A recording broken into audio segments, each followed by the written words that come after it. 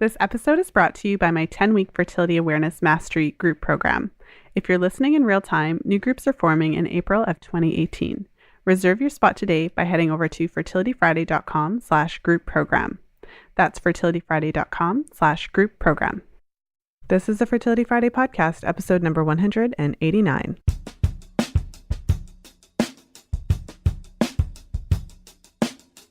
Welcome to the 189th episode of the Fertility Friday podcast. Thank you for joining me today. I'm Lisa from fertilityfriday.com, and this is your source for information about the fertility awareness method and all things fertility.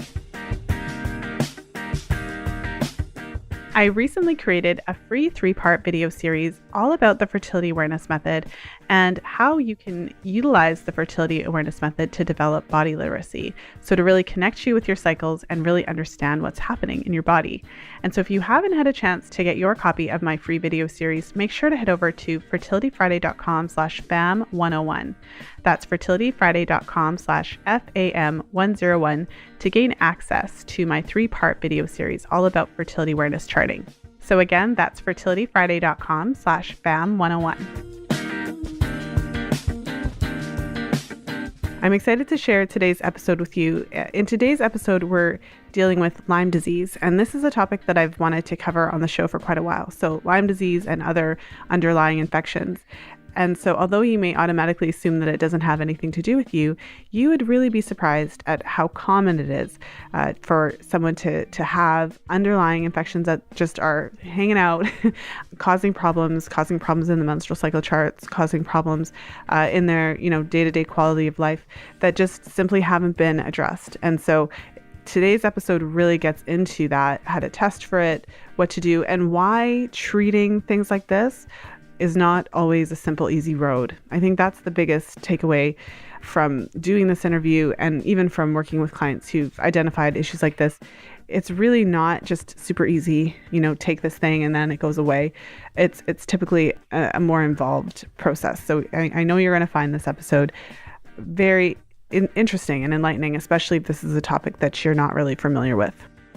If you're listening to this episode in real time, then it is mid-March in 2018, and registration for my 10-week Fertility Awareness Mastery group program is now open.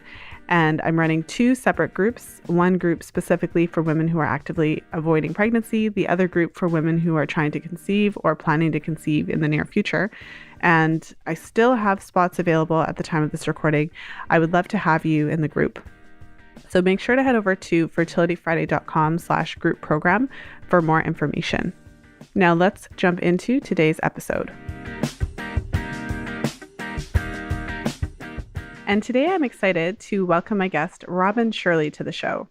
Robin is a certified integrative nutrition health coach through the Institute for Integrative Nutrition and a member of the American Board of Drugless Practitioners. After coaching hundreds of patients with chronic Lyme disease, autoimmune disease, and depression through her nutrition protocol, Robin launched Chronic Lyme Nutrition, a therapeutic nutrition protocol that teaches chronic Lyme patients how to eat to reduce inflammation and depression, increase energy, and strengthen the immune system. And in today's show, we're going to be talking all about Lyme disease and the impact that it can have on your immune system, your health, and even your fertility. So I'm really excited to have Robin here with me today. Welcome to the show, Robin. Hi, Lisa. Thanks for having me. I'm equally excited to be talking with you. Well, thank you for being here. And I have to, of course, introduce the other participant maybe not participant, but so Robin, you were just telling me that you just had a baby and she's with us right now. Yes, she is. Olivia. And she's sleeping in my lap right now. She is 6 days old today. So if I sound a little tired, that's why. Yes. Well, it's incredible that we're here today. And also that you totally would have been well within your right to reschedule. But I know you were excited to be here today. And I'm just really happy to have you. Yeah, of and course. Olivia, of course. Mm-hmm. So let's jump right in. I really like to start the interviews to give the listeners a sense of what brought you to the work that you do. And so as we were talking about in the pre-chat, I said, well, you specialize in chronic Lyme, and that doesn't just happen. Maybe you can share with us what kind of drew you to the work that you're doing now. Sure. So when I guess it began when I was about 11 years old. I began having symptoms of fever, chills, rash, aches and pains, joint swelling.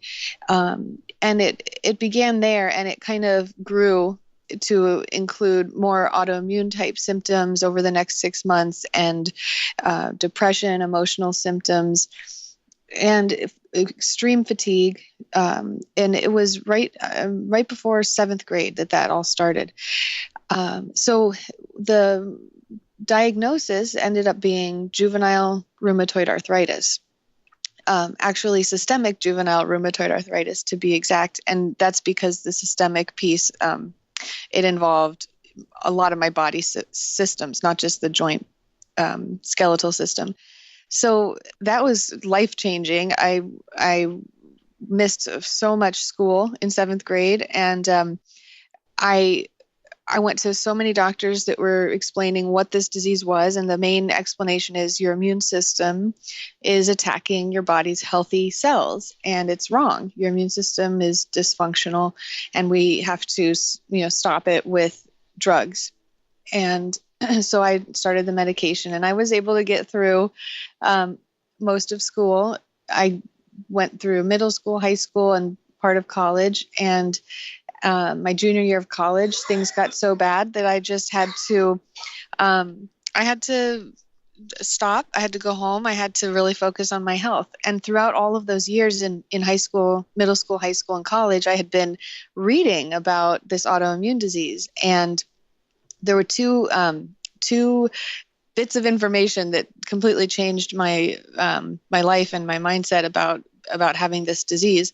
And one was that I studied systemic juvenile rheumatoid arthritis online. I just Googled it and read everything that I could.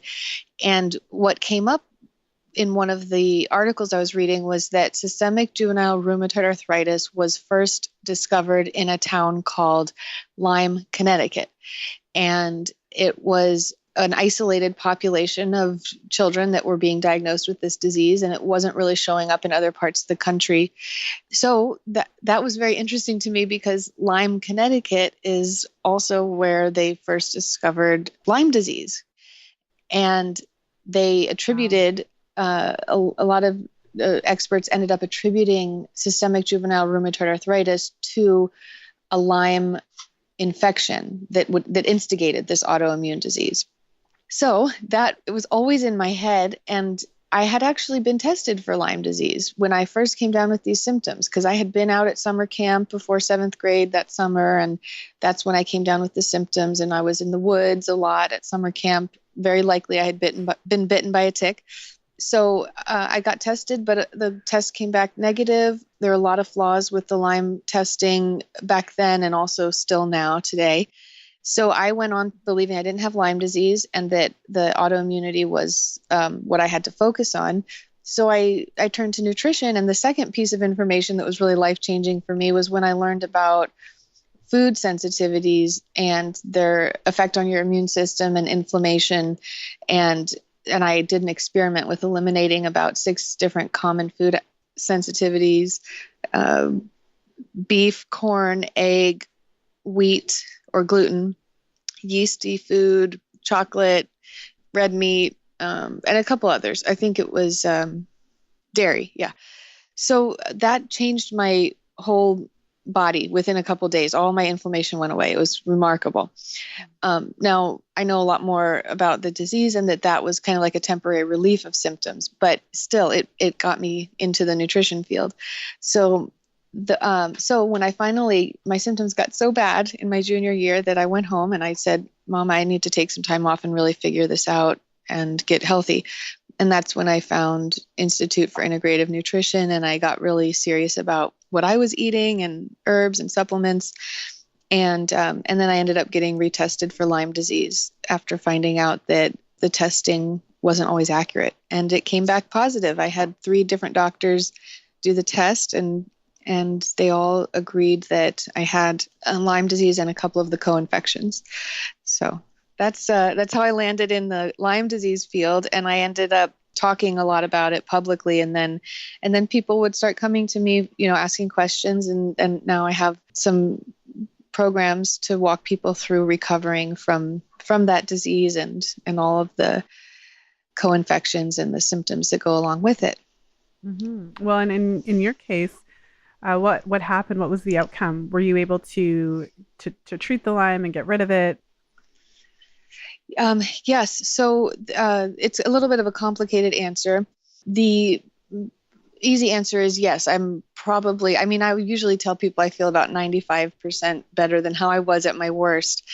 And I don't believe you can completely eliminate the Lyme disease infection, co-infections from your body, because there are places in your body that antibiotics, for example, just can't reach. We have like millions of little tiny tunnels in all of our teeth, for example. Our teeth are not completely solid. It's, fluid is pulsing through them and feeding them minerals and keeping them healthy. And, the Lyme bacteria has been found in those little tiny, tiny crevices in your teeth. And so it's just a really difficult bacteria and group of pathogens to eliminate completely. So I think that the general consensus among the holistic health field is that what you want to do is strengthen your body to the point where the infection is so minimized. You want to clean your body, detoxify. You do want to use antimicrobials, antibacterials, whether you choose antibiotics or natural herbal protocol. All of those things will help reduce the infection. Meanwhile, you're strengthening with nutrition and a couple other detox protocols. Then you can get the disease under control and live a really normal and wonderful life. I think that if it were to come back in some cases, people always talk about, oh my goodness, I'm afraid it'll come back. And it can in periods of extreme stress if you're not taking care of your body. But for me, I'm at the point where I've been through a couple rounds of the natural herbal protocols. I've done the heavy metal chelation. I've done a really thorough job changing my nutrition to support my immune system. And I've done parasite cleansing. And right now I'm at a stable point where my symptoms haven't flared in a good amount of years. And I plan to continue to do these protocols throughout my life. So I think that's the important part when people wonder, well, I want to just get rid of this once and for all. And I believe, and I think a lot of the holistic health field believes that you have to kind of do a maintenance system your whole life where you're just keeping an eye on it. And if you are going through a period of stress, be careful about what you're eating, get lots of rest, do the herbal protocol again, or antibiotics if that's what you choose. I don't like to tell people either way, but anyways, so it's kind of a complicated answer. And I hope that made sense, and we can go into more detail on all those things. But what's interesting is when I got pregnant back in the spring, I was about to go on one of the maintenance rounds of an herbal protocol, and I didn't get a chance to. So, and pregnancy is extremely stressful on the body. So the whole time I was pretty worried that I might have some flare up. But it didn't happen. I was really extremely careful with the food and getting a lot of sleep, or trying to. And I was trying to take some herbs and drink herbal teas and take some superfoods that were safe during pregnancy. So it all ended up great. And now I'm breastfeeding, so I still can't do any of that. But when she's old enough to eat on her own, then I will probably do another maintenance round. Okay. Well, thank you for taking us through your story. I feel like, and I appreciate your answer. And it's interesting because I recently did a podcast about SIBO, and I asked a similar question to my guest, Rebecca, and she gave a very similar answer in that it was like, well, this is something that is probably always going to be there to some degree. And she phrased it in a very similar way to you did, where she said, I don't remember exactly what percentage she said, but maybe it was like 85% or 90% better than I did. And that's huge because I felt really horrible. And so It's kind of like, So I think that really paints more of an accurate picture about Lyme. Mm-hmm. Yeah. So let's get into it. What is Lyme disease? You mentioned that it's a bacteria. So tell us what it is. You mentioned obviously the connection between Lyme disease and, ticks. So maybe share with us what it is, and how a person can track it. We'll start there. Sure. And Lisa, I also wanted to share the wide variety of symptoms as well, because you were telling me that a lot of women that you work with on fertility, they have a lot of symptoms, but they're not sure. It's like these days we have all these mysterious symptoms, and it's kind of looks like a lot of different diseases. So let me just go through all your questions, and I'll talk about the symptoms too. The Lyme disease itself, I mean, in its core, Lyme disease is a bacterial infection. It's a spirochete, and the bacteria comes along with a couple of co-infections. So you might have heard me say that term. So when people talk about Lyme disease these days, it's kind of like a combination of all of those different bacteria and co-infections. And then it even complicates itself more because a lot of Lyme disease patients are found to have the Epstein-Barr. Sorry, still have a baby brain a little bit. You're allowed. So, yeah, and then like mold sensitivities and heavy metal toxification. So it's kind of a complicated mess, I guess. And so I'm going to talk a little bit about the different co-infections. I have notes because I didn't want to mess up the names. So the original bacteria known to cause the Lyme disease in its core essence is Borrelia burgdorferi, and it's a mouthful.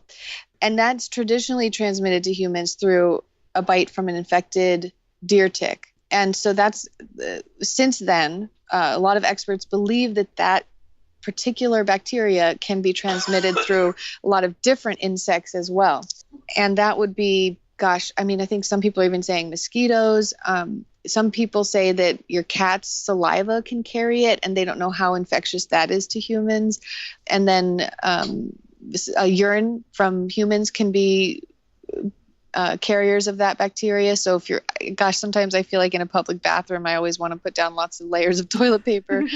Saliva in humans, some people say it's sexually transmitted even, and all of this is speculation, but they find the bacteria in those liquids of these animals and insects, and it's kind of a little bit overwhelming and frightening to think about. And that may be the reason why this disease is spreading so quickly, is because it might very well be contagious now from human to human. So that's definitely an area that is being looked at, and it's a hot topic right now. The other infections, or when I said co-infections, there's other bacteria that are really commonly found in Lyme disease patients. And those are Babesia, Bartonella, Ehrlichia, Mycoplasma. Some people are found with Rocky Mountain spotted fever, Anaplasma, and other various things. And like I said, Epstein-Barr, and then Candida, yeast overgrowth. A lot of these pathogens that are in us naturally may flare up or get out of balance when we have an infection like Lyme disease or one of the co-infections. So thank you for being patient with me while I got through all those complicated names. But that's the technical side of it. But I really want to talk about the symptoms quickly, because if you're listening to this, you're probably sitting there on the edge of your seat like, well, I have all these symptoms. So what is it? Could it be Lyme disease? And I want to tell you some of my symptoms first. When I first was diagnosed, I told you what was going on: the fever, the rash, the aches and pains, the joint pain and swelling. And then it kind of grew into a much bigger disease with wider variety of symptoms. I had depression, I had headaches, I had really, really awful dandruff on my scalp. It was really, really gross and strange. And that's something I actually find in a lot of Lyme patients, oddly enough. And I had chest pains because it actually can affect your heart and some of your internal organs. The infection can cause inflammation there. I had really intense digestive pains when I would eat certain foods. I would have bloating. I looked like I was pregnant at my high school graduation. There was candida overgrowth and all of those symptoms. I would get brain fog after eating certain foods, and I had a really hard time waking up in the morning. It took me a couple hours to get going and get a clear head. And dozens more. My menstrual cycle was never regular. And it was extremely intense and painful throughout high school. I definitely had some other autoimmune like symptoms, and the joint pain was the main one, the inflammation. There were a lot of other areas of my body that were inflamed and kind of looked like other autoimmune diseases as well. And that's where this disease is so complicated, because it mimics a lot of diseases that we're seeing right now, especially the autoimmune ones, and it can look like a lot of different diseases. So it can be mistaken for those. It can affect your glands, like your thyroid and your adrenal glands. And again, it can also suppress your immunity. And so you can be getting colds and coughs and flu a lot more than you should. So anyways, that's kind of a brief overview of what I was experiencing. And then, of course, other people experience other different symptoms too. So the emotional ones, emotional and neurological symptoms, I was lucky that I didn't experience a lot of those. Some people have really severe anxiety, emotional imbalances, and some people have pretty bad damage to their nervous system and memory loss or memory problems, all that stuff. So anyways, I could go on and on, but this infection can get in all these little parts of your body and do damage there because your immune system is trying to get it out, and there's inflammation, and these infections try to build, protective barriers to your immune system. So they build, it's called biofilm, and they'll build up walls of protein, and they'll pull, like if you have a lot of metals or you have other co-infections, it'll all kind of live together in this one area that they've chosen to live and kind of hide from your immune system. And it sounds like science fiction, but that's how they adapt, and that's how they survive in your body for so long. Well, one of the things that came to mind as you were going through, so there's a lot of obviously varied systems and symptoms. And I think that depending on the person, the bacteria, as you mentioned, kind of go to different areas to try to hide from your immune system. So obviously it's going to affect different people differently. One of the questions that came to mind is there any degree of broad similarities or broad symptoms? So if a person's listening and they have give us a sense of if you're talking to somebody, what would be a trigger for you to think, oh, wow, I wonder if they have Lyme? Yes. So the common symptoms could be, again, a variety, but I'll just list what I usually see. And that would be probably more of like the anxiety or the very slight OCD and like depression, slight depression even. I'm not talking about full blown. So those emotional symptoms. And then also we've got probably some kind of autoimmune thing going on, like some kind of chronic inflammation, or your immune system is either suppressed or in overdrive. That's like common pretty much among a lot of people. And then another one that's really indicative would be like a hormone imbalance. And then the more superficial, common ones might be brain fog, fatigue, trouble sleeping, and like chronic pain due to the inflammation. So those, and you don't have to have all of them again, but when I look at the Lyme disease patients that I work with, those are the ones that I see the most. Well, and we were talking a little bit about this before in our pre-chat, but what I mentioned to you is that sometimes when I'm working with a client and we can't really seem to put our finger on what is the reason for what we're seeing on the chart. So the example that I gave you and what I've seen in some of my clients is their chart is kind of like chronic, like it looks to me like chronic stress, but that's because I read charts all the time. But what that looks like for the listener, just to get an idea, is you kind of have this like low, like the chart is just kind of sparse. Like we're not like there. I've seen it where it's like we're not seeing a whole lot of mucus. Maybe the temperature is a little bit low. Maybe they're not. But it just looks like your body's really struggling to produce sufficient hormones. Mm-hmm. And then we kind of investigate, and it's like, well, these other things seem to be fine. So it's kind of like once you've researched out everything else, like it looks like it could be this, it looks like it could be that. and the tests seem to come back that it's not those things, at that point, it's kind of like, well, let's see if it could be a chronic infection. And I've had a number of clients discover an underlying infection. And all of a sudden, it makes sense why they're so tired all the time and why they have brain fog and why we're seeing what the type of pattern that we're seeing on their chart. Mm-hmm. Yeah, exactly. Well, and so let's talk about, okay, so someone's listening, now they're convinced they have Lyme disease, right? That's what happens when you listen to this type of podcast. So how do you diagnose it? You've already mentioned that it's not always straightforward. So maybe tell us about how to test for it. And then I'm also curious about how to test for some of those co-infections and why sometimes testing is not really conclusive. Sure. Yes. So there's a couple different Lyme tests out there, and the technology is changing quickly, so it's hard to keep up. But there's one that's I find has been the most favored and accurate amongst the patients that I see coming to me, and what they tend to like the best. It's DNA connections. There's also, of course, the Western blot, which is kind of the most popular one for a while. I think between those two is a pretty accurate picture in terms of looking at your blood and chemistry in there. There are so many problems, though, with testing and just relying on that test because, of course, it doesn't tell you where in the body it might be, and you can't be sure that a blood test or a saliva test could pick up on an infection that might be, like I said, hidden in your teeth or something. This infection can be in so many places, and it can affect your immune system in so many ways. Like we said, in some people, they respond by having an overactive immune system, and some people respond by having a suppressed immune system. The problem of the bacteria, of course, in the biofilm and going into kind of a hibernative state.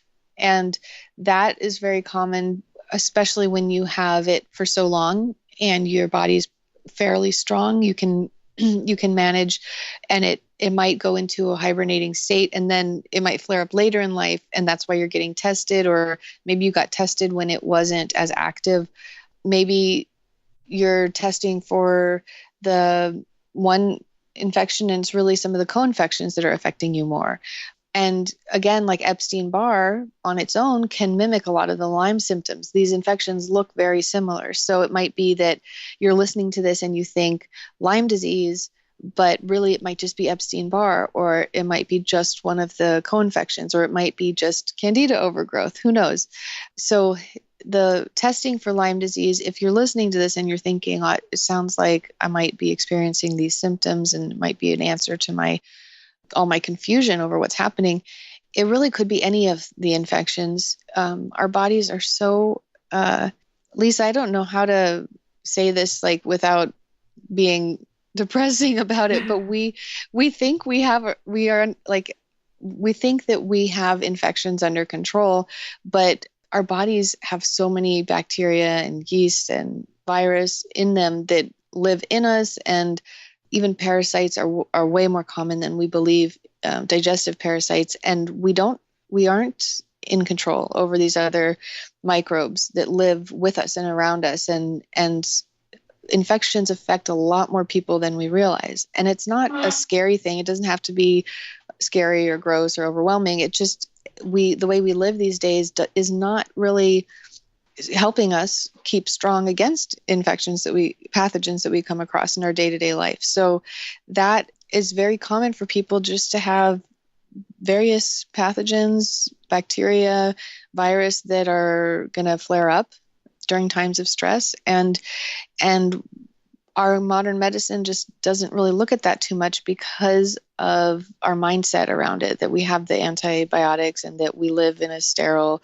bubble, and that, I don't know. I don't want to harp on that too much, but the testing for Lyme disease can be very accurate and helpful for some who have that exact profile of infection in their body. And then others, if it's something else like Rocky Mountain spotted fever or Epstein-Barr, and you don't have the actual Lyme bacteria, then I'm not sure how effective that particular test would be for you. So there are tests for all of these diseases. So sometimes it's just a simple blood disease, but that's or a blood test. But that's where it gets kind of frustrating for people, because then they get one test done and it's not that. So then they do another, and most people don't know how many different infections it could be or how many different tests they should get. And I'm sure, that's why people like you are so helpful, because you know about this and you can kind of say, okay, if you're going to get tested for this, let's test for this, this, and this too, because it could be any number of those. And let's just take care of it all with one go. And one of the problems I see with those who think they might have Lyme disease, they go from doctor to doctor, trying to find a doctor that will tell them they have Lyme disease or that will tell them what they have. And they're not looking at the bigger picture, that it could be any number of infections. So I wanted to emphasize that, because it doesn't always have to be Lyme disease.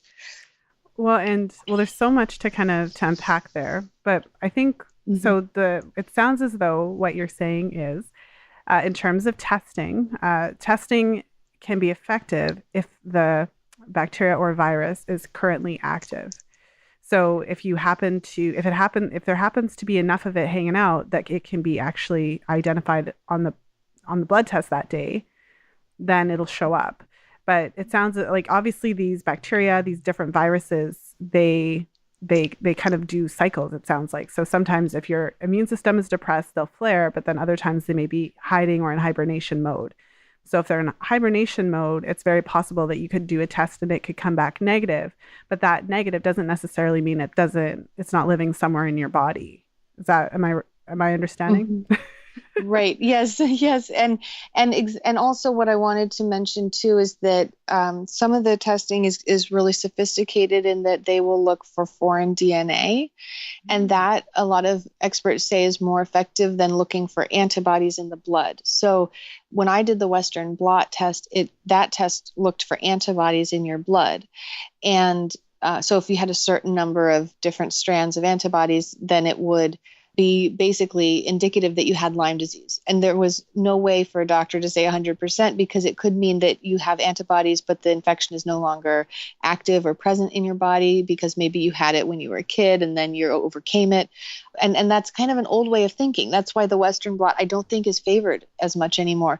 What the DNA connections that I mentioned, that one does test for foreign DNA, and that one is more indicative of what's going on right now in your body, and also can identify the exact bacteria, whereas the other one that just does the antibody test, it can't. So there's a variety of different tests out there, and I think DNA connections is probably a better one to go for at first if you want a more accurate picture of what's going on. And is that like a brand, a company, or the name of a specific test?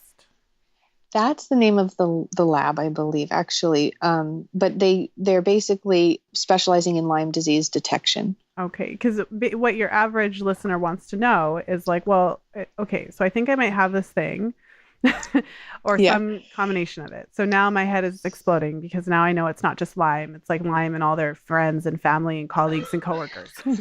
Sorry. So we have to track down the whole messed up family of bacteria and viruses. So when I go to my doctor, what do I ask for?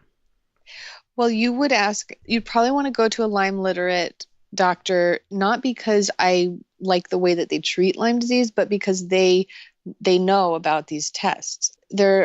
Maybe an infectious disease doctor would also be great. You can always call and talk to the receptionist. They all know what labs that the doctors use. So if your doctor currently doesn't do this DNA connections test, then you can just call around probably and find someone that does. So this would be the one for Lyme disease that would really give you an accurate picture of what's happening. They do also detect other pathogens as well. It looks like they do different mold sensitivity testing and also different co-infections for Lyme disease. I mean, for the other ones like Epstein-Barr and Candida and all that, those are easier tests, if I'm not mistaken. You can do blood work and a lot of clinical questionnaires to kind of find out if maybe yeast or Candida is an issue. What I would say is, if you're really serious about figuring this out, do the DNA connections, find a doctor that would do that. Most doctors might just offer the Western blot, so you might have to really insist. That's why I'm saying you might call around or really need to talk your Lyme literate doctor into doing it. I haven't been to a Lyme literate doctor in years because, and we can get more into this also, but the reason why I am not a wealth of knowledge as to, and I'm not saying you have to do this, this, and this test, is because what happens when I get Lyme disease patients that come to me, they've already been tested, they're already been clinically diagnosed and diagnosed through a test, meaning that the lab work showed that doctor's fairly certain that they have these certain infections, and they also have symptoms that present that are kind of like evidence backing up that test. So there's two parts of this diagnosis, the lab testing and then the clinical diagnosis, where a doctor will look at all your symptoms and tell you, yes, this really looks like Lyme disease or this infection or that co-infection. So you have these people that come to me already pretty certain about what's going on, and they've chosen to not do antibiotics. So they come to me because where I'm really specializing in is the herbal side of things and the nutrition side of things and the detoxification from heavy metals, and parasites, which when all of those things are combined, it's a really effective natural treatment. So I usually tell people that if they want certainty in what's happening, they should go to a Lyme literate doctor and request some of these tests for certain virus. And a lot of them can be diagnosed through blood work. And then the DNA connections can follow up and go in more detail on different virus and bacteria. Okay, well, that's really helpful. So now I'm sure the listeners want to know, okay, so what do you do about it? So maybe we can start by taking us through the difference between then conventional treatment and then the type of kind of natural treatment that you take your patients through. So I want to know what is the difference, and also what is the effectiveness? My general understanding of Lyme is that it's notoriously difficult to treat. And it's because as we talked about at the top of the show, it presents more as a kind of chronic illness where it never fully, you're not 100% sure that it ever fully goes away. Right, exactly. And the treatment is really complex too. I will explain exactly what we go through and some of the pitfalls that certain people run into. The traditional conventional treatment is antibiotics long-term through oral or IV. And then we have supplements that a lot of doctors are incorporating into this more conventional treatment now. Like a lot of doctors will give nutritional supplements, vitamins, and also like nutrients like glutathione or, conventional, quote unquote, conventional treatment, and doctors that are incorporating what used to be considered more like holistic and natural stuff. IV detoxification, vitamin C drips are becoming more popular, and even nutrition is being recommended more and more, which is wonderful. So a conventional LLMD or Lyme literate medical doctor, you might find a cocktail of antibiotics. They kind of come up with their own little protocols depending on the infection. And then you have supplements, and sometimes they'll say, try this kind of a diet or try that, or eliminate sugar as much as you can. And so they try to be more holistic about it, I've found. And even some of them recommend certain herbal tinctures. But what I do see happening is a lot of them are picking little parts of complete herbal protocols. They're handpicking them and kind of randomly too. And so when someone will come to me from a conventional treatment and want to do a more thorough, holistic, natural treatment, they will be on maybe one or two herbs that are really much more effective when they're combined with others and taken at, a more specific dosing and schedule. So the conventional treatments are coming around to natural, include more holistic, natural options as well. But it's just because it's so effective. So that's why it's being adopted. But it's just not complete, unfortunately. So it's kind of like not going to be effective when it's prescribed by most conventional doctors. But the antibiotics, some people respond really, really well to them. And some people don't respond that well. I'm actually amazed at how many people that I see that are on antibiotics, and they come and they tell me about certain symptoms that they're having. And I show them the list of side effects for the antibiotic that they're on. Like, And let's just take a look at this. It seems to match yeah, everything that you're telling me right now. exactly. And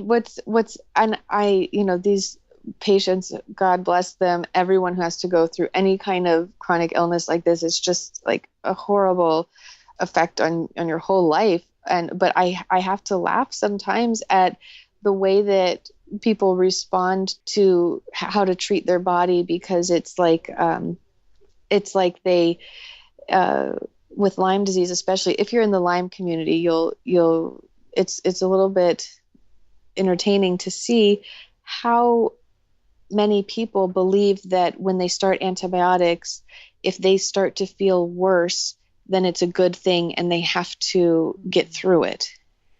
Oh man.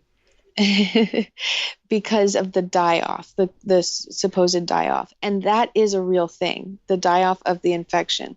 But it never lasts more than a week or two beyond the day that you changed whatever protocol you were on. If you increased the dose by a drop or two, or one pill, or 1 milligram, whatever you did to change it. And if there is going to be a die-off, it's only supposed to last a week or two, and it will calm down.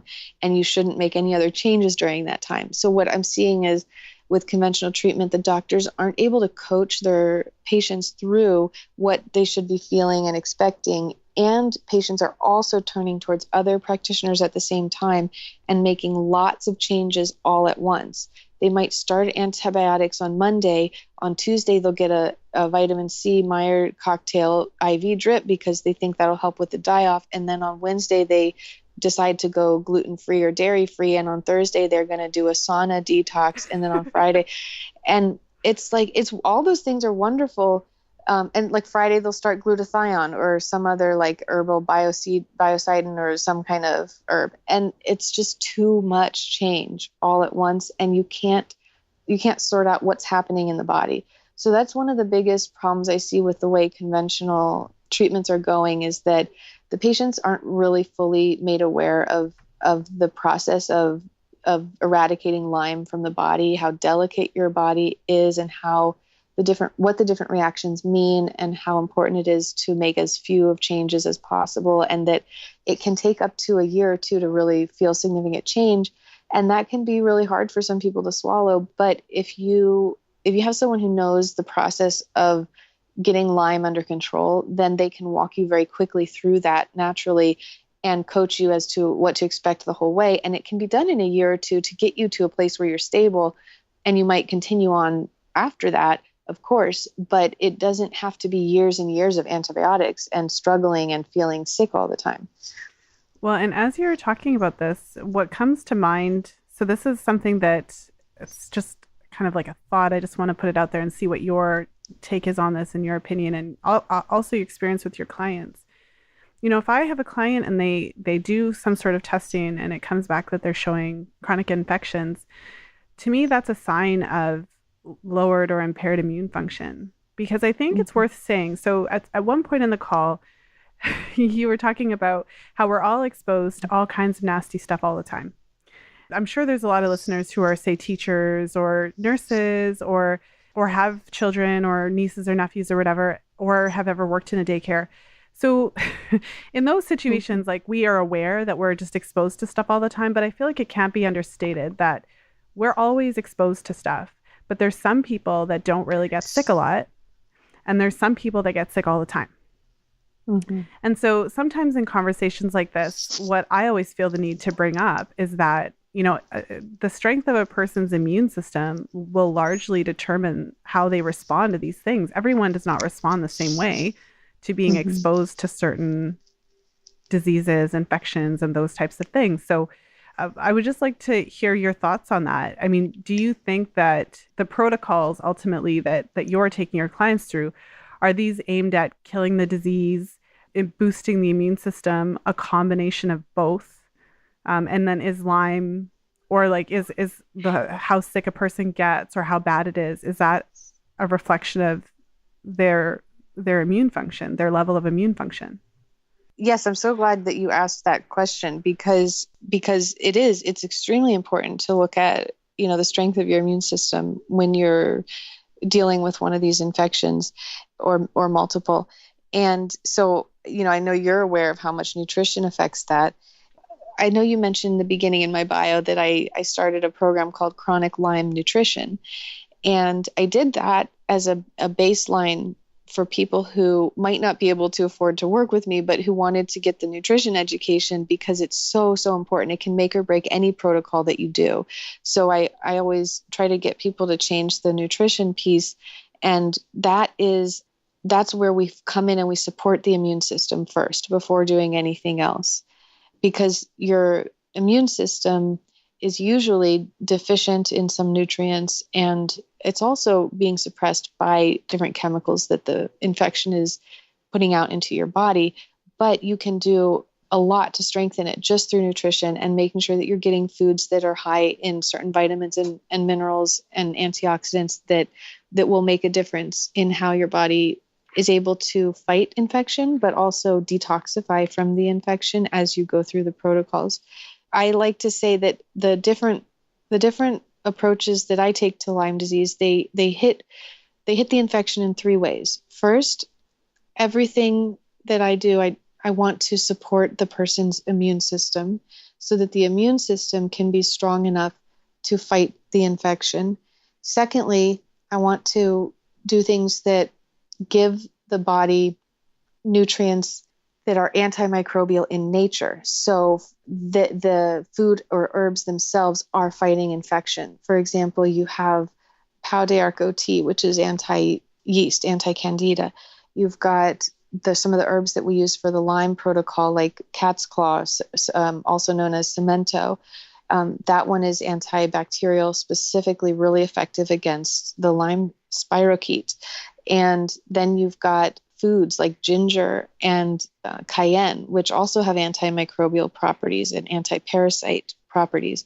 So not only are we giving food that boosts the immune system and strengthens it, and we're giving herbs, but we're also giving foods and herbs that help the body fight the infection. So it's not all on the body. So there's two ways to approach it there. And I know that what I'm saying is very elementary, but I wanted to emphasize that, yeah, you want to support the body in fighting it itself, and you also want to put foods in there and herbs that fight the infection for your body.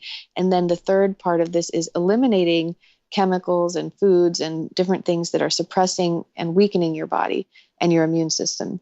So we definitely eliminate some foods, and we definitely look at the lifestyle and everything that could possibly be weakening your immune system.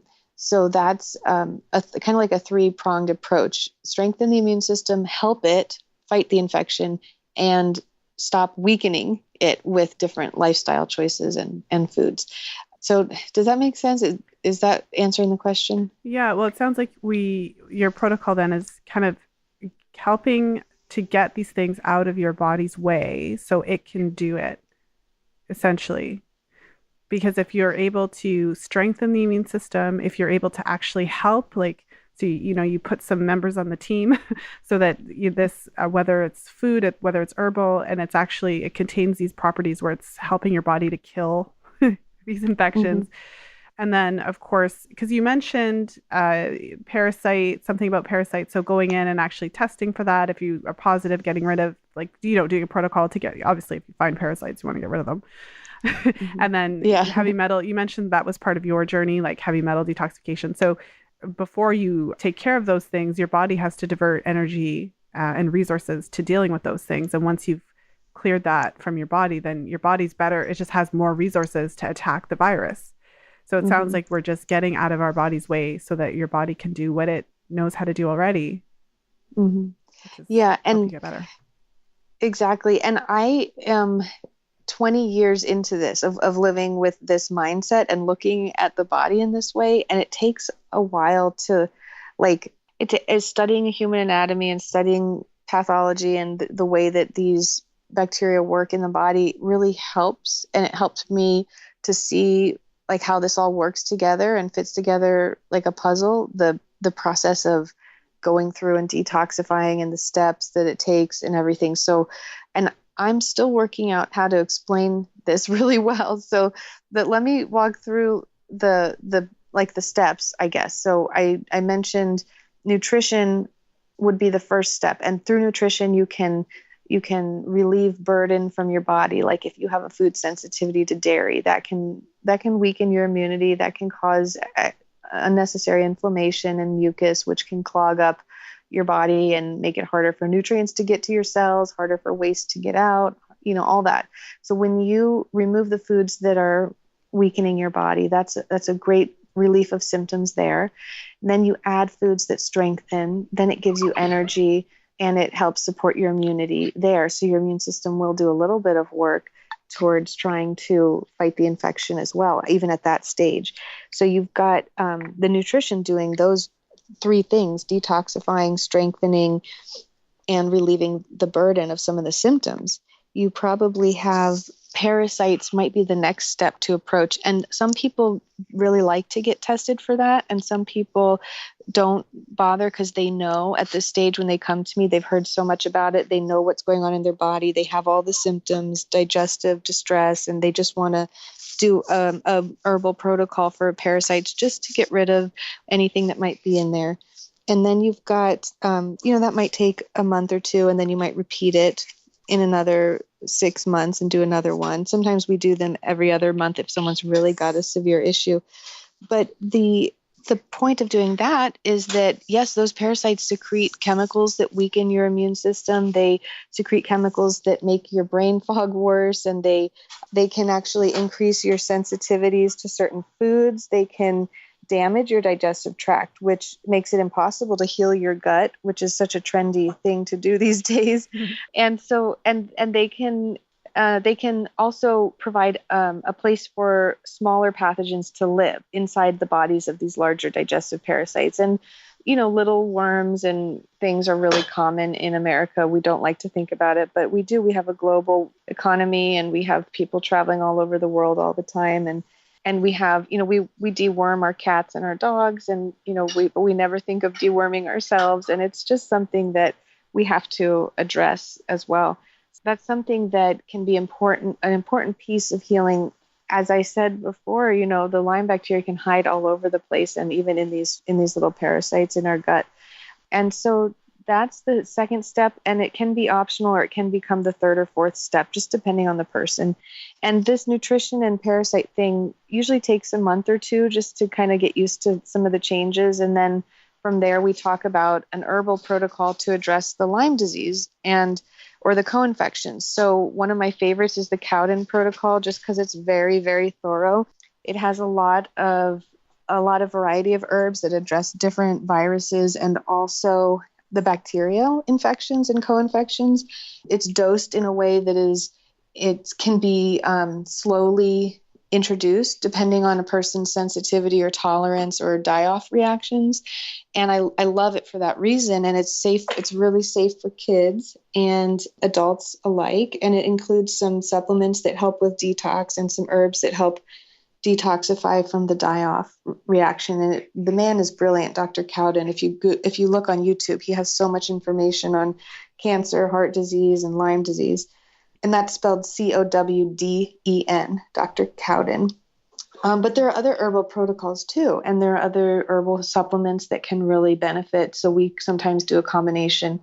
And this can be up to like a 6-month or 9-month process. So we get really comfortable with, we make sure that the patient chooses a protocol that really resonates with them, and we look at all the infections and make sure that it's going to be the right one for them. Then we go for it, and they can commit to however long they want, but usually 9 months is really effective to rotate through different herbs and get deep enough. Because when you start treating this, it really starts with the digestive tract, and that's the first place that heals naturally, because that's where you're putting in all of these therapeutic foods and herbs and supplements, and then detoxifying first the digestive tract. So that will heal, and then it'll go deeper into your, the fluids between your cells and your bloodstream and your lymphatic system, and it'll go into your cells. And it'll go deeper into your organs. And, eventually we get to the brain and detoxify the brain, but it kind of has to be in that order, that process, because you can't go straight for the brain and detoxify that if the digestive tract is kind of acting as a barrier, because it's still a lot of problems there that you need to sort through, because everything has to go through the digestive tract if you're really wanting to heal thoroughly and do these therapeutic diet and protocol and everything. So that's what I meant. That's what I meant when I said it's kind of like this process of healing that it takes a while to get used to and understand the body systems. Mm-hmm. Anyways, I'm sorry. Well, go ahead. I really appreciate you taking us through that. I think that as someone who works with women and with varying challenges related to menstrual cycle health and things like that, it's often hard to convey just what you said, the body's process of healing. And it's often hard because when you have a person who's in the middle of it, I mean, you, as you mentioned, have 20 years of experience, like kind of, you've had 20 years to digest all this information, and you've also been through the kind of years of your own personal transformation. So you also know that, like, you've seen the other side. And so you know that although it does take several months, it's not like nothing happens for 9 months and all of a sudden it's better. Obviously, throughout that time, you're going to see kind of, incremental things that are happening. But I wanted to touch on the time frame a little bit. You mentioned 9 months, you mentioned 1 to 2 years.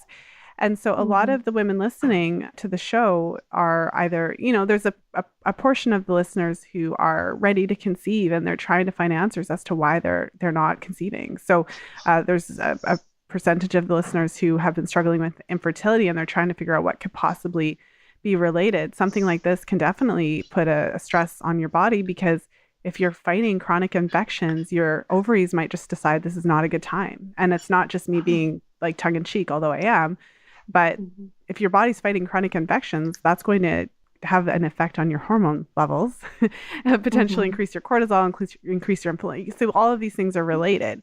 So what do you say to the woman who is just like, well, that's all well and good, but I don't have 9 months. I don't have 1.5 years. Like, what do I do? Right. Yeah. And I'm glad that you're steering us in the direction of talking about fertility, because that is ultimately what we want to help shed some light on here. This is kind of a hot topic, fertility, pregnancy in the Lyme disease community, because a lot of the conventional mindset is a lot of fear actually around passing on infection to your baby. And that's one aspect that I can touch on, but also you need to get your body to a place where, first of all, it's just strong enough to have a baby. If you have a regular menstrual cycle and you have the hormones that are going to, make pregnancy happen. And that you also have the nutritional reserves and the lifestyle that will support a healthy pregnancy. So it's really dependent on how severe your symptoms are and how deep the infection is and how you feel. And sometimes the nutrition piece of this alone can jumpstart a woman's fertility. So it doesn't have to be like if you right now aren't menstruating at all, for example, and you've been trying to get pregnant, sometimes the nutrition piece alone can help. And sometimes it's as simple as like adding 3 or 4 foods and eliminating 3 or 4 foods. I've seen it, and it happens all the time. So it can be really simple. So I didn't want to scare people by saying the 9 months, 1 or 2 years thing. What can also happen is that you might just get into the protocol a couple of months. Like if you go further beyond nutrition and you start an herbal protocol, it could be just a matter of reducing the infection just enough for your immune system to really feel more freedom and your hormones to be less interrupted by the infection and your body to be less stressed out. And so it could be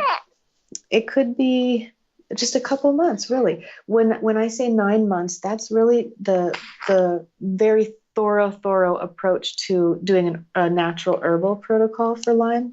And then the 1 to 2 years is really like everything. If you start with nutrition and you want to do digestive parasite cleansing, plus, herbs for the infection, the systemic infection. And then if you want to do heavy metal chelation, that can take longer. So that's what I mean when I say, a very thorough. Some people will notice like I don't know if you can hear my little girl. She's starting to Olivia, wake up. she's joining us now. Hi, Olivia. Yeah.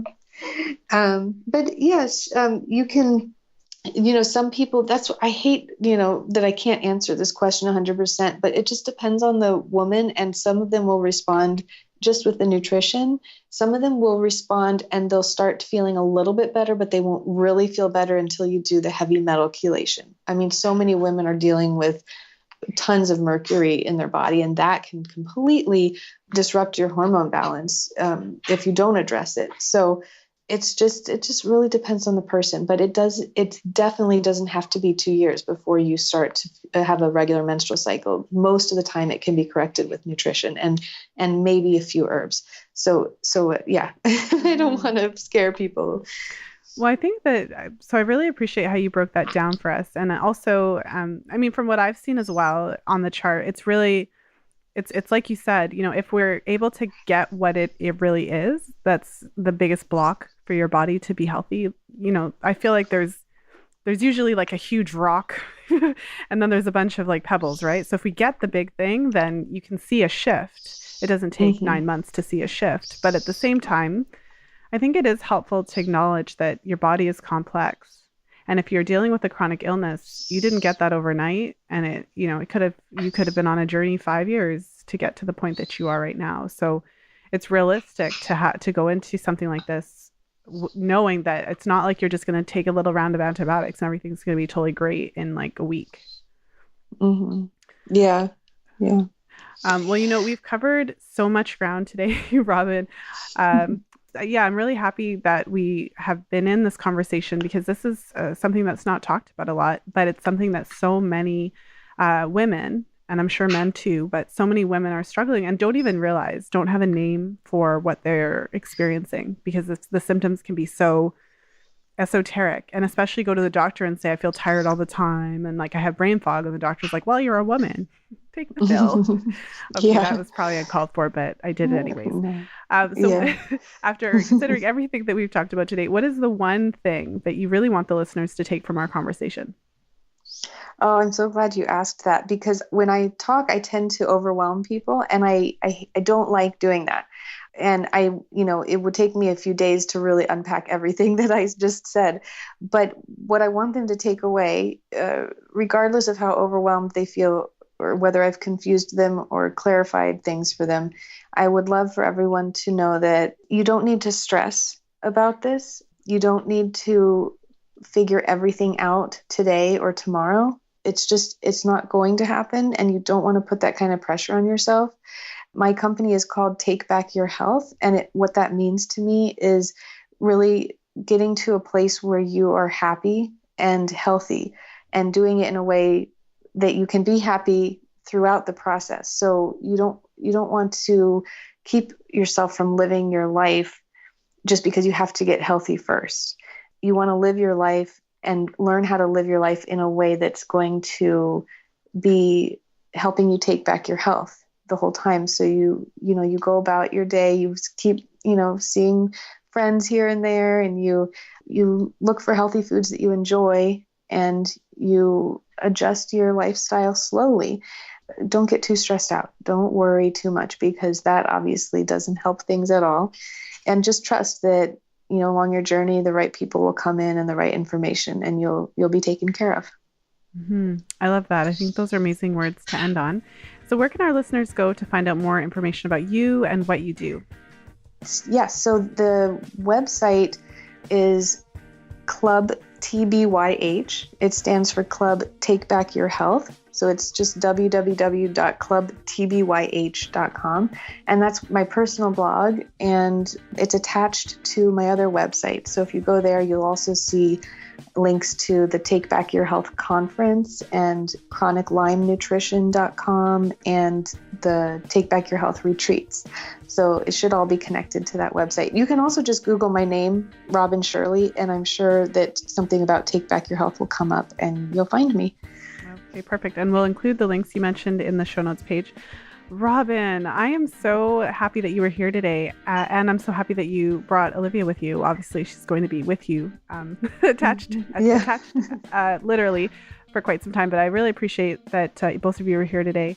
And I know that this episode is going to be a powerful one for the listeners. So I really appreciate your time today and sharing your knowledge. Sure. Yes, you're welcome. Thank you so much for having me. Thank you for listening. If you enjoyed today's show, please share it with a friend. You'll find the show notes page for today's episode at fertilityfriday.com/189. I hope that you enjoyed my interview with Robin. I feel like it was mind-blowing and just chock full of so much important information, really kind of busting any preconceptions or notions you may have had about Lyme disease or how these different types of infections work. And I feel like she's painting a very important picture. I think that, when you hear infection, you think, okay, so then I just take a round of treatment and then it's all better. But in working with women who have struggled with these types of issues, it's clear that that's not the case. Often when a person is diagnosed with something like Lyme or one of the co-infections and struggling with, issues in this realm, issues with immunity, issues with underlying infections that your body's trying to fight off, often these are women who are struggling with certain symptoms over a longer period of time. And even these symptoms persist even after they've gone through several courses of treatment. And so I feel like this interview really helped to uncover and to identify why that might happen and why these types of illnesses are so much harder to treat. And also the gaps between, the way that our allopathic medical system treats these and the types of things that can actually gain results. And I think the most important part of this is a realistic sense of how long it actually takes to treat these types of illnesses, as well as what the outcome is. So I really appreciated the way that Robin described the process, which is that with underlying infections such as Lyme, it's not that you necessarily get 100% better and it's totally gone. It may still be there to some extent, but your symptoms can dramatically improve. And, for anyone who I've spoken to specifically struggling with these types of issues, it's really those symptoms, those day-to-day symptoms, those feelings of fatigue that we really want to lift. At the end of the day, you just want to feel better. And so I really appreciate Robin for coming on the show and sharing her expertise about Lyme and the underlying infections. I know this episode is going to be so helpful for so many of you who are listening. And a reminder that registration is now open for my 10-week Fertility Awareness Mastery Group program. So if you're listening in real time, make sure to head over to fertilityfriday.com/group program to reserve your spot in the program. Registration will only be open for a short period of time. There's a limit to the number of women that I can have in the group. So if you're wanting to make sure that you are part of the group, head over to fertilityfriday.com/group program to secure your spot today. If you are listening in the future and it is no longer March of 2018, still head over to fertilityfriday.com/group program for information about when the next program is being offered or to get on the waiting list. So I just want to thank you again for listening to the show. I really appreciate all of you for supporting the show, sharing certain episodes with your friends. If this episode struck you, if you have a friend who's been struggling with this or a similar, underlying issue, please share the episode, share the information, and continue sharing the show. I really appreciate that. That's how the word gets out. That's how new listeners find the show every day.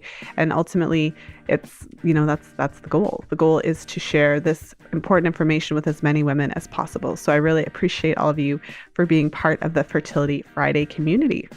And so with that being said, have a great week or weekend. Be well. And as always, happy charting.